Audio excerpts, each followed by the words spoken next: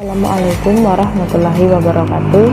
Saya Yunita Sari Brumanik, Pendidikan Geografi Unit 01 Angkatan 2018. Di sini saya membuat video guna untuk memenuhi tugas mata kuliah saya yang berjudul Geografi Pertanian dengan dosen pengampu ialah Ibu Fitria Mustika SPD MPD.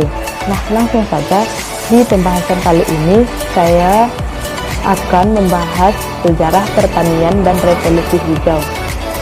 Langsung saja kita akan membahas sejarah perkembangan pertanian di dunia. Nah, di mana sejarah pertanian adalah bagian dari sejarah kebudayaan manusia. Pertanian muncul ketika satu masyarakat mampu untuk menjaga ketersediaan pangan bagi dirinya sendiri. Pertanian memaksa satu kelompok orang untuk menetap, dengan demikian mendorong kemunculan peradaban. Terjadilah perubahan dalam suatu kepercayaan, perkembangan alat-alat mendukung kehidupan, dan juga kesenian akibat diadopsinya teknologi pertanian. Di kawasan Asia Barat serta Mesir dan India merupakan lokasi awal pembudidayaan tanaman untuk mendapatkan hasilnya. Sebelum aktivitas dimulai, manusia terbiasa mencari makanan di alam yang liar. Pertanian ini berkembang secara independen dari berbagai tempat di dunia, yaitu Cina, Papua, India, dan di Amerika. Setiap bagian dunia memiliki perkembangan penguasaan teknologi pertanian yang berbeda-beda, sehingga garis waktu perkembangan pertanian bervariasi di setiap tempatnya. Dari Afrika dan Asia, masyarakat masih semi nomaden atau setengah pengembara yang telah mampu melakukan kegiatan cocok tanam, namun masih berpindah-pindah demi menjaga pasokan pangan. Sementara itu, di Amerika Utara dan Eropa, traktor besar yang ditangani oleh satu orang sehingga sudah mampu menyediakan pangan ratusan orang. Langsung saja kita akan membahas sejarah perkembangan pertanian di Indonesia. Perkembangan pertanian Indonesia sebelum Belanda mendatang ditentukan oleh adanya sistem pertanian padi dengan pengairan yang merupakan praktik turun-temurun di petani Jawa. Nah, setelah itu pertanian sawah merupakan upaya untuk membentuk pertanian yang menetap. Pertanian ini dibagi menjadi beberapa sistem, yaitu sistem ladang, sistem sawah, dan sistem perkebunan dan sistem tegal. Di mana sistem ladang ialah merupakan satu bentuk pilihan dari tahap pengumpulan ke tahap penanaman. Pengelolaan tanah dilakukan sangat minum tanaman yang ditanam, misalnya padi, jagung, dan umbi-umbian serta tanaman-tanaman muda lainnya. Yang kedua ialah sistem sawah, di mana sistem sawah dengan pengelolaan tanah dan pengelolaan air yang baik sehingga tercapainya stabilitas biologi yang tinggi dan kesuburan tanah dapat dipertahankan. Nah, yang ketiga itu ialah sistem perkebunan, di mana kita tahu bahwa merupakan perkebunan besar milik swasta atau perusahaan negara yang berkembang karena kebutuhan tanaman bagi ekspor, seperti tanaman karet, kopi, kelapa, sawit, cengkeh, dan tanaman-tanaman lainnya. Selanjutnya ialah sistem tegal, di mana sistem tegal ini berkembang karena di tanah-tanah kering yang jauh dari sumber air, tanaman yang tahan lama dan tahan kekeringan, misalnya pohon kelapa atau pohon kelapa sawit dan jenis-jenis tanaman lainnya lagi.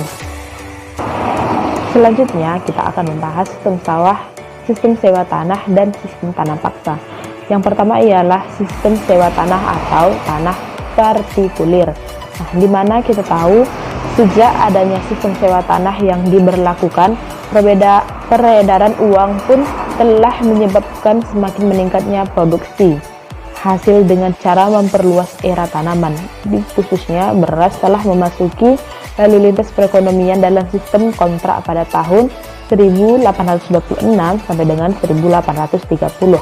Nah, yang kedua ialah sistem tanam paksa, di mana sistem tanam paksa ini adalah merupakan kebijakan tanaman paksa yang mewajibkan 1/5 luas tanah pertanian ditanami komoditas ekspornya tersebut. Pada kenyataan, banyak petani yang diwajibkan menanam lebih dari ketentuan yang ada. Mereka juga diwajibkan melakukan kerja wajib yang pada akhirnya menyebabkan pekerja usaha tani. Nah, selanjutnya ialah sejarah revolusi hijau, di mana revolusi hijau merupakan upaya peningkatan produksi pertanian di seluruh dunia dengan menggantikan teknologi pertanian tradisional ke teknologi pertanian modern. Revolusi ini berfokus pada penemuan variasi bibit unggul, yaitu biji-bijian seperti gandum, padi, dan jagung.